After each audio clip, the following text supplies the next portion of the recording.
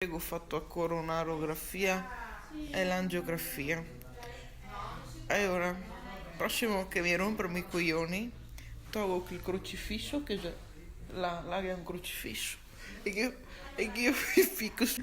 Quella ero io nel 2020, dopo aver fatto una dolorosa coronarografia per essere operata al cuore. Ho fatto una miectomia perché sono nata con un'ipertrofia cardiaca ostruttiva causata dalla sindrome di Noonan, una malattia genetica rara.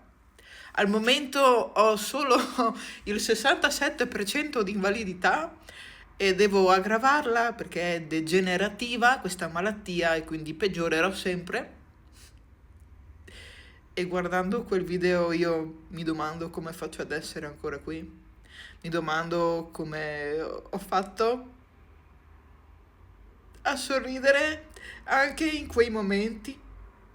Ero cattiva, eh? Ero cattiva.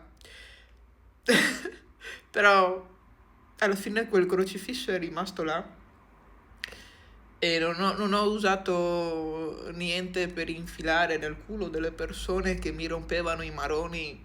No, ma altre cose, però tante persone mi hanno rotto i maroni lo stesso.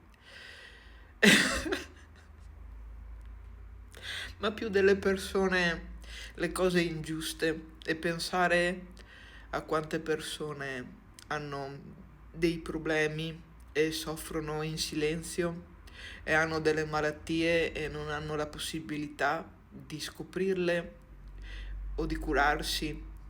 Ecco, quindi per me io sono fortunata.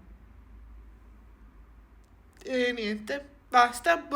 Cosa si dice? Buona giornata delle malattie. Buongiorno, buongiorno, ciao malati. Ma cioè, che cosa si può dire? Tanti auguri?